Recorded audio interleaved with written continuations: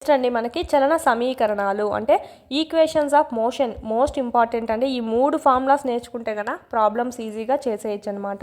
So చలన సమీకరణాలను పిలువబడే సమీకరణాల సమితి ద్వారా ఒక వస్తువు సమత్వరణంలో సరళరేఖ వెంబడి కదులుతూ ఉంది.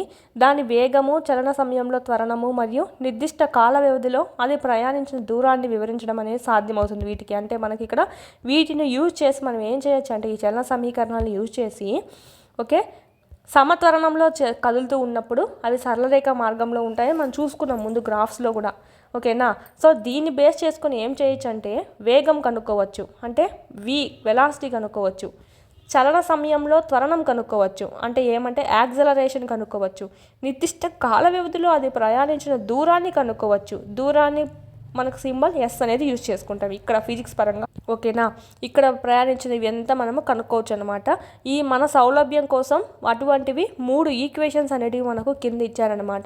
సో ఇక్కడ మనం చూసినట్టయితే v = u + at. ఇది ఎలా వచ్చిందంటే ఆల్రెడీ మనం ముందు లెసన్లో చెప్పుకున్నాం. త్వరణం చెప్పుకునేటప్పుడు a = v - u/t అనేది చెప్పుకున్నాం. ఓకే, గుర్తుందా? అంటే మనకి ఇక్కడ తొలి వేగం అనేది u అవుతుంది, తుది వేగం లాస్ట్ వేగం అనేది v అవుతుంది, t అంటే టైం సమయము, a అంటే త్వరణం యాక్సలరేషన్. దీన్నే చూడండి, ఈ టీని పక్క పంపిద్దాం. at = v - u. ఈ మైనస్లో ఉండేది పక్కకు వచ్చే ప్లస్ అవుతుంది. So v = u + at. దీన్ని పక్కకు తెచ్చుకున్నామండి. ఓకేనా. సో దాని ద్వారా వచ్చిందే v = u + at అనమాట. సో ఇది మనకు వెలాసిటీ కనుక్కోవడానికి యూజ్ అవుతుంది, అంటే వేగం కనుక్కోవడానికి. ఎప్పుడు తుది వేగము ఇచ్చేసి టైము ఇచ్చేసి యాక్సలరేషన్ కూడా ఇచ్చాడంటే అప్పుడు వెలాసిటీ కనుక్కోవడానికి ఈ ఫార్ములాని యూజ్ చేసుకుంటాం. నెక్స్ట్ ఏమి ఇచ్చాడు? ఎస్ అంటే ఏంటంటే దూరం కనుక్కోవడానికి. దూరం కనుక్కోవడానికి formula s = ut + 1/2 at². u అంటే ఏంటంటే తుది వేగం, స్టార్టింగ్లో ఉన్నటువంటి వేగము, టైము హాఫ్, a అంటే యాక్సలరేషన్ త్వరణము అనేది తీసుకుంటాం, t అంటే టైంని మనం స్క్వేర్ చేస్తాం. ఇది దూరం కనుక్కోవడానికి ఫార్ములా. Next 2as. ఇది కూడా ఎలా చేస్తామంటే మనకు తుది వేగం ఇచ్చేసి టైం ఇచ్చేసి యాక్సలరేషన్ ఇచ్చినప్పుడు దూరం కనుక్కోమన్నప్పుడు ఇది యూజ్ చేస్తాం. Next 2as = v² - u². 2 అంటే మనకు నార్మల్ సింబల్, a అంటే త్వరణం అనమాట, s అంటే దూరం అనమాట. సో దూరం కనుక్కోవడానికి ఈ ఫార్ములా అయినా యూజ్ చేయొచ్చు, ఇదైనా యూజ్ చేయొచ్చు. ఓకేనా. ఒకవేళ నీ దగ్గర u value, t value, a వాల్యూనే ఉంటే ఇది యూజ్ చేయండి. లేదు ఒకవేళ s = దూరం కనుక్కోమని చెప్పినప్పుడు తుది వేగము తొలి వేగము తుది వేగం ఇచ్చారనుకోండి, అప్పుడు నీకు యాక్సలరేషన్ ఇచ్చారనుకోండి, అప్పుడు ఈ మూడింటిని యూజ్ చేసి s కనుక్కోవచ్చు. సో ఆ విధంగా నీకు క్వశ్చన్లో ఏమి ఇచ్చారో చూసుకోవాలి. ఫస్ట్ u ఇచ్చారా, t ఇచ్చాడా, a ఇచ్చాడా, ఈ ఫార్ములాకి సెట్ అవుతుంది. సో ఇది కనుక్కోవడం దూరం కనుక్కోవడానికి ఫార్ములా, ఇది యూజ్ చేయండి. లేదు వాళ్ళు మనకి a ఇచ్చారు, v ఇచ్చారు, u ఇచ్చారు, టైం ఇవ్వాలా, అలాంటప్పుడు ఈ 3 యూజ్ చేసుకొని ఈ ఫార్ములా చూస్తే కనుక్కోవచ్చు. సో ఆ విధంగా మీరు ముందు క్వశ్చన్లో ఏమి ఇచ్చారో చూసుకోవాలి, దాన్ని బట్టి ఈ మూడిట్లో ఏదైనా యూజ్ చేయొచ్చు. ఇది యూజ్ చేసినా సేమ్ ఆన్సరే వస్తుంది, ఇది యూజ్ చేసినా ఫార్ములా సేమ్ ఆన్సరే వస్తుంది. ఆన్సర్లో అయితే డిఫరెన్స్ అనేది ఉండదు. ఇవి మనకు ఈజీగా అవ్వడానికి ఇవి ఫార్ములాస్ అనమాట. సో ఈ విధంగా 2as = v² - u². యాక్సలరేషన్ ఇది దూరము, ఇదైతే మనకు తుది వేగము, ఇదైతే స్టార్టింగ్లో ఉన్నటువంటి వేగం తొలి వేగం. ఓకేనా. ఇది మనకు formulas most important. v = u + at. ఇవన్నీ ప్రాబ్లమ్స్ అన్నీ వీటి మీదే ఉంటాయి ఈ లెసన్లో. Okay. s = ut + 1/2 at². 2as = v² - u². ఇక్కడ మనకు u అనేది ఏంటంటే తొలి వేగం అండి, t అనేది ఏంటంటే టైం అనమాట. నెక్స్ట్ v అంటే ఏంటంటే తుది వేగం అంటే లాస్ట్ వేగము, s అంటే ఏంటంటే డిస్టెన్స్ అనమాట. ఓకే, అంటే వస్తువు అనేది t కాలంలో ఎంత దూరం ప్రయాణించింది అనేది అంటే డిస్టెన్స్ అనమాట. వేగం కాలం సంబంధాన్ని మనకు తెలుపుతుంది. ఏది ఫస్ట్ 7.5 అంటే ఇది మనకు v = u + at అనేది వేగము కాలము సంబంధాన్ని తెలుపుతుంది.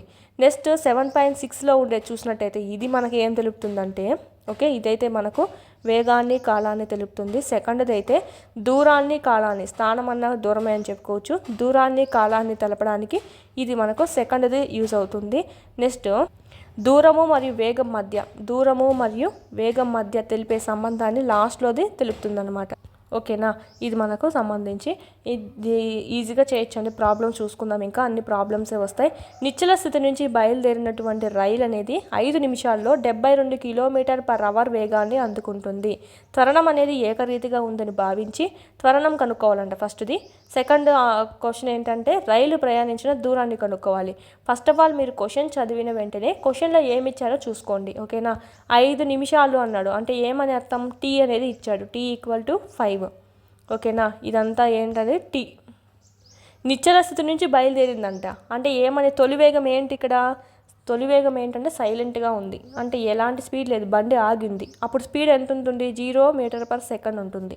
బండి ఆగినప్పుడు దానికి ఏమనండి స్పీడ్ ఏమన్నా ఉంటుందా, బండి స్టార్టింగ్ చేయకుండా అలా నిశ్చల స్థితిలో ఉన్నప్పుడు స్పీడ్ ఏమి ఉండదు అంటే 0లో ఉంది కాబట్టి అది స్టాపింగ్లో ఉందన్నమాట. ఓకేనా, ఇది మనకు నిశ్చల స్థితి అంటే ఏమని, u = 0. 72 km/h వేగాన్ని అందుకుందంట 5 నిమిషాల తర్వాత, అంటే ఇది లాస్ట్ వేగం అవుతుంది. ఏది 72 km/h అనేది v = 72 km/h. ఇది కిలోమీటర్ ఉంది కాబట్టి ఇది కూడా అదే వేసుకుందాం 0. ఓకేనా, ఇది మనకు ఏమిచ్చాడు, u ఉంది, v ఉంది, t ఉంది. సో దీన్ని బేస్ చేసుకొని త్వరణం కనుక్కోవాలంట. సో ఇవి చూసుకుంటే a = v - u/t. త్వరణం ఫామ్లో డైరెక్ట్ వేసుకోండి, ఏమి ఇబ్బంది ఏం లేదు. లేకపోతే ఫస్ట్లో v = u + at ఉంది కదా, అదైనా తీసుకోండి. డైరెక్ట్ ఫామ్లో a = v ఎంత 72 km/h - u అనేది ఫస్ట్ వేగం 0. ఫస్ట్ సైలెంట్గా ఉంది బండి, సో అందుకే నిశ్చల స్థితి అన్నాం కాబట్టి 0. నిశ్చల స్థితిలో ఉంది అంటే కారు, ఓకే, స్పీడ్ ఏం లేదు, గొమ్మగా ఆగి ఉందని అర్థం నిశ్చల స్థితి అంటే. అప్పుడు స్పీడ్ ఎంత ఉంటుందండి, 0 ఉంటుంది కాబట్టి అది ఆగి ఉంటుంది. సో నిశ్చల స్థితి అంటానే వేగం ఎంత తీసుకోవాలి అంటే 0 km/h అనేది తీసుకోవాలి. నెక్స్ట్ టైం ఎంత ఇచ్చారు, 5 నిమిషాలు ఇచ్చాడు, 5 minutes అండి, 5 minutes. 72లోంచి 0 పోతే 72/5 minutes. ఈ 72 అనేది ఏంటి, km/h. ఓకేనా, మనకి ఇక్కడ దీన్ని మనము మీటర్/సెకండ్లోకి మార్చుకుందాం. 72 × km/h మీటర్/సెకండ్లోకి మార్చాలంటే 5/18/5 × 5 minutesని సెకండ్స్లోకి మార్చుకుందాం, 60 seconds. ఇప్పుడు ఇది మీటర్స్లో ఉంది, ఇదేమో సెకండ్స్లో ఉంది. సో ఇక్కడ మనకి చూద్దాం నెక్స్ట్ క్యాన్సిలేషన్ చూసినట్టయితే 18తో 18 4 × 72 అండి. సో పైన 20 m/s/300 seconds. 0 0 cancel, 2 1s 2 15s, 1/15 m/s². పైన ఒక మీటరు, పైన ఒక సెకండ్, కింద ఒక సెకండ్. సో ఏమైంది, సెకండ్². మామూలుగా మీకు త్వరణం యొక్క ప్రమాణం కూడా m/s² అనమాట. సో కంపల్సరీ మీకు త్వరణం అని ఎలా తెలుస్తుంది అంటే m/s² అనేది ఉందంటే కన్నా ఆప్షన్స్లో ఒకసారి మీకు ఎక్కడైనా సరే క్వశ్చన్స్లో అయినా సరే కొన్నిసార్లు ఇస్తాడు కదా, అది ఎలా కనుక్కుంటారంటే ప్రమాణాలు బట్టైనా కనుక్కోవచ్చు. ఇప్పుడు km/h ఇచ్చాడు అంటే ఏమనేది, వేగం అని అర్థం. ఓకేనా, కొన్ని క్వశ్చన్స్లో మనకి m/s² ఇస్తాడు, అప్పుడు ఏమని అర్థం, అది యాక్సలరేషన్ అని అర్థం. సో కొన్నిసార్లు మీకు కనుక్కోవడానికి కన్ఫ్యూజన్గా ఉంటే కనుక ఓకే ప్రమాణాలు బట్టైనా కనుక్కోవచ్చు. ఇప్పుడు త్వరణం ఏంటంటే మనకి ఓకే 1/15 m/s² అనమాట. స్క్వైర్ అని ఎందుకు పట్టామంటే ఇది మనకు త్వరణానికి సంబంధించినటువంటి ప్రమాణం అండి. అలా చూసుకున్నా వస్తుంది. తర్వాత కాకపోతే మీకు ఇక్కడ చూడండి 20 m/s వచ్చింది కదా పైన, కింది పక్క ఏమో 300 వచ్చింది, 300 seconds. ఈ m/s అనమాట, ఇది m/s అంటే దీన్ని కిందికి కూడా వేసుకోవచ్చు m/s. అప్పుడు ఏమైంది, మీటర్ ఉంది పైన, కింద ఏమో సెకండ్, ఏమైంది సెకండ్². అలా చూసుకున్నా కూడా మీకు వస్తుంది m/s². ఓకేనా, ఆన్సర్ చూసుకున్నా కూడా మనకు వస్తుందండి. పైనుండే m/s అనేది కింద ఉండే సెకండ్కి ఈ సెకండ్ ఇంటూ అవుతుంది, ఎందుకంటే ఇది పైలో ఉంది కదా m/s అంటే m/s అని. So m/s², second into second. So ఇది మనకు త్వరణం అనేది కనుక్కున్నాము. నెక్స్ట్ రైలు ప్రయాణించిన దూరాన్ని కనుక్కోవాలంట. సేమే మనకు వాల్యూస్ అనేటివి సేమే ఉంటాయి. ఏమని ఉంటాయి, t = 5 minutes అని ఉంటుంది. ఓకే, u = 0 ఉంటుంది అంటే స్టార్టింగ్ నిశ్చల స్థితిలో ఉన్నప్పుడు ఎలాంటి స్పీడు లేదు కాబట్టి 0 km/h. v = 72 km/h. Okay 5 minutes అయిపోయింది. నీకు ఇంకా ఎగస్ట్రాగా ఏమొచ్చింది, యాక్సిలరేషన్ కూడా ఇప్పుడు కనుక్కున్నావు, త్వరణం కూడా కనుక్కున్నావు. 1/15 మీటర్/సెకండ్ స్క్వేర్. వీటన్నిటిని యూజ్ చేసుకొని నువ్వు ఏ ఫార్ములా యూజ్ చేసుకుంటావంటే, నీ దగ్గర ఏముంది, డిస్టెన్స్ కనుక్కోవడానికి ఏ వాల్యూ ఉంది, వి ఉంది, యూ ఉంది, టీ ఉంది. సో అకార్డింగ్ టు ఫార్ములా చూడండి, నీకు ఈ రెండిట్లో ఏది ఈజీగా ఉంటుందో అది యూజ్ చేసుకోండి. రెండు యూజ్ చేసినా ఆన్సర్ ఒకటే వస్తుంది. సో ఇక్కడ మనకు ఏ ఉంది, వి ఉంది, టీ ఉంది, సో మనకు ఇది రెండు యూ కూడా ఉంది. సో ఈ మూడింటిని చేయడం ద్వారా చేసుకుందాము. ఇదేనా సబ్స్టిట్యూట్ చేసుకోవచ్చు అండి, టీ ఉంది కాబట్టి. సో మనకి ఇక్కడ ఈ రెండిట్లో ఏ చేసినా ఆన్సర్ ఒకటేగానే వస్తుంది. 2 ఇంటూ ఏ ఎంత ఇచ్చాడు, 1/15 ఇంటూ అది ప్రమాణాలు గుర్తుపెట్టుకోండి, మెయిన్ ఇంపార్టెంట్ ప్రమాణాలు మార్చేటప్పుడు. S=v² అన్నాడండి. v² అంటే ఏమని, 72. ఓకే 72 ఇంటూ 5/18, ఎందుకంటే km/h కదా. సో డైరెక్ట్గా మనం ఇక్కడ మీటర్/సెకండ్లో మార్చుకుందాం. ఇది ఆల్రెడీ మీటర్/సెకండ్లోనే ఉంది, సెకండ్ స్క్వేర్లో ఇది 1/15 అనేది. సో ఇది km/h ఉండేది మీటర్/సెకండ్లోకి మార్చాలి కాబట్టి 5/18గా చేశాను. v² కదా, సో ఇదంతా v అనమాట, స్క్వేర్. u² అంటే 0². నెక్స్ట్ ఇక్కడ మనకి క్యాన్సిలేషన్స్ ఏమైనా ఉన్నాయా, ఇది ఎస్ అండి, 5 కాదు, ఓకేనా, ఎస్. ఇక్కడ =2/15 ఎస్ = ఇక్కడ మనకు 18×4 అంటే 20 ఇంటూ 20 వస్తుంది. ఈ -0 కాబట్టి 8 పిన్న పర్లే. ఇంటూ ఈ 2/15 పక్కకు వచ్చేయండి, 15/2. ఓకేనా, 2 1s 2 10s. ఇప్పుడు మొత్తం ఇంటూ చేసుకుందాం. 15 ఇంటూ 10 150 ఇంటూ 20 ఏమైంది, 50 ఇంటూ 300, సారీ 30, 0 0 3000 మీటర్స్ అయింది. 3000 మీటర్స్ అంటే మనం దాన్ని కిలోమీటర్లకు మార్చాలంటే 3 కిలోమీటర్స్. 1 కిలోమీటర్ = 1000 మీటర్స్ అయినప్పుడు 3 కిలోమీటర్స్ ఎంత, 3000 మీటర్స్. సో 3 కిలోమీటర్లు ఈజ్ ద రైట్ ఆన్సర్. దీనికి రైలు ప్రయాణించిన దూరం చూసుకున్నట్టయితే 3 కిలోమీటర్లు. ఈ విధంగా మనం ఇక్కడ ఏది ప్రమాణాలు బట్టి కూడా ఈజీగా చేసుకోవచ్చు. ఆన్సర్ కూడా మనకు 3 కిలోమీటర్స్.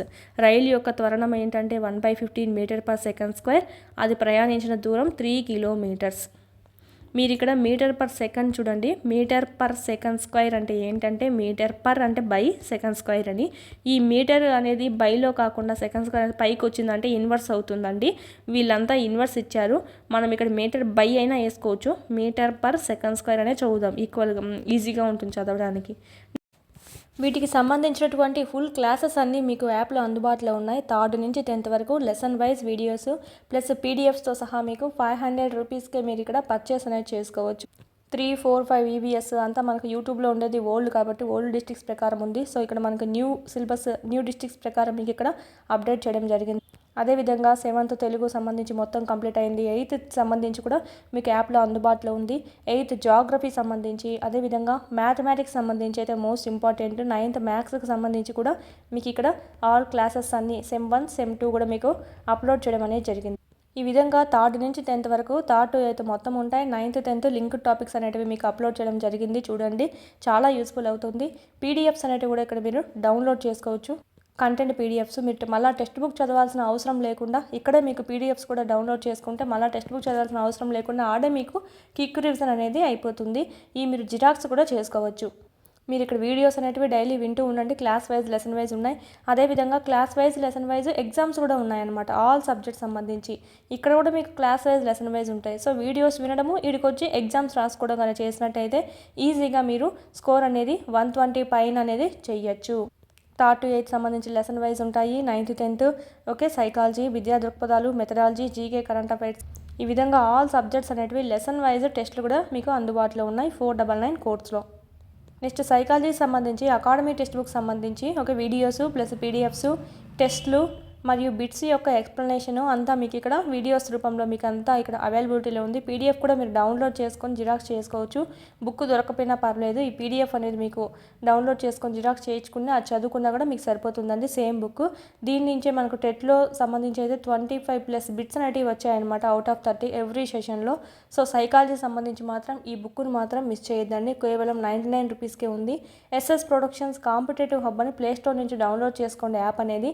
ఆ యాప్లో మీకు ఇక్కడ ఈ 3 కోర్సెస్ అనేటివి మీకు కనిపిస్తాయి. సో పర్చేజ్ చేసుకోండి, చాలా యూస్ఫుల్ అవుతుంది. డిఎస్సికి ప్రిపేర్ అయ్యే వాళ్ళ దగ్గర కంపల్సరీ ఉండాల్సిన కోర్స్ ఏదైనా ఉందంటే ఈ టెక్స్ట్ బుక్ సంబంధించి వీడియోస్ ప్లస్ టెస్ట్ సిరీస్ సంబంధించి. ఓకే, ఇదైతే మీకు మొత్తం టెస్ట్ సిరీస్ అనమాట. ఇదైతే మొత్తం మీకు వీడియో క్లాసెస్ అనేటివి కంటెంట్ సంబంధించి ఉంటాయి, ప్లస్ పీడిఎఫ్స్ అనేటివి ఉంటాయి. డౌన్లోడ్ చేసుకొని జిరాక్స్ కూడా చేసుకోవచ్చు. వీటి లింకులన్నీ మీకు కింద డిస్క్రిప్షన్లో ఇవ్వడం జరిగింది, చూడండి, క్లాసెస్ అనేది వినండి.